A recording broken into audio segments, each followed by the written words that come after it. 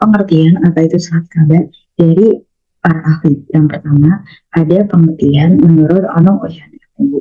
Menurut Onong Oyan Effendi, surat kabar adalah lembaran tercetak yang memuat laporan yang terjadi di masyarakat dengan ciri-ciri terbit secara periodik, bersifat umum, isinya termasa dan aktual mengenai apa saja dan di mana saja di seluruh dunia untuk diketahui pembaca.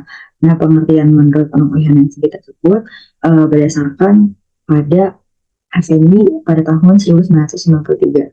Lalu yang kedua, selanjutnya ada pengertian apa itu surat kabar menurut KBBI atau Kamus Besar Bahasa Indonesia. Surat kabar atau koran dalam KBBI diartikan sebagai lembaran-lembaran kertas bertuliskan berita dan sebagainya. Dan selanjutnya yang terakhir adalah pengertian surat kabar menurut New Universal Dictionary. Koran merupakan kertas buram yang dicetak dan diterbitkan pada harian atau mingguan yang berisi tentang berita, opini, karangan, dan periklanan yang dimasukkan berdasarkan kolom-kolom di dalam koran. Pengertian dalam New Universal Dictionary tersebut dasar pada pengertian oleh Dr. Paul pada tahun 1982. Awal mula munculnya koran dapat ditelusuri hingga awal abad ke-17 di Eropa. Pada saat itu, perkembangan teknologi cetak oleh Johannes Gutenberg pada abad ke-15 memainkan peran kunci dalam revolusi media. Meskipun beberapa bentuk pemberitaan dan berbagai informasi telah ada sebelumnya, koran sebagai media massa yang terorganisir dan tercetak pertama kali muncul pada periode ini. Yang selanjutnya adalah sejarah dari surat kabar. Relation aller Fundament und Gedenkkulturen Historien dianggap sebagai surat kabar tertua. Diterbitkan di Jerman pada tahun 1605 oleh Johann Carolus. Surat kabar ini menandai awal era pemberitaan berita yang tercetak secara periodik.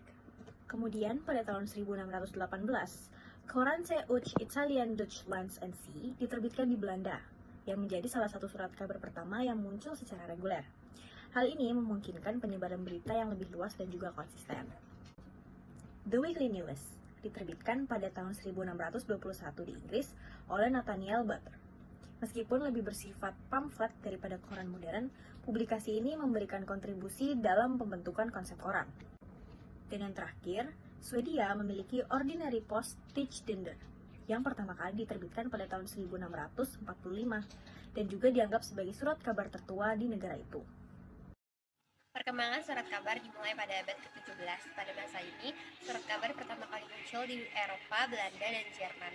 Pada masa ini, surat kabar masih terbatas distribusinya. Selanjutnya, di abad ke-18, surat kabar mulai berkembang pesat, terutama di negara Inggris dan Amerika Serikat. Surat kabar mulai menjadi sarana penyebaran informasi politik dan komersial. Surat kabar The Times dari London menjadi surat kabar harian pertama di dunia. Perkembangan surat kabar di abad ke-19 didukung oleh adanya revolusi industri. Sebuah inovasi teknologi seperti mesin cetak dan telegraf menjadikan produksi dan distribusi surat kabar menjadi lebih efisien. Surat kabar juga mulai memiliki fungsi sebagai media massa yang berperan penting dalam pembentukan suatu opini publik. Selanjutnya di abad ke-20, berkembangnya teknologi membuat surat kabar terus berpengaruh, terutama dengan diperkenalkannya radio dan juga televisi. Pada periode ini, surat kabar berkembang menjadi surat kabar nasional dan internasional dengan cakupan yang lebih besar. Baik, selanjutnya saya akan menjelaskan di abad 20 hingga 21.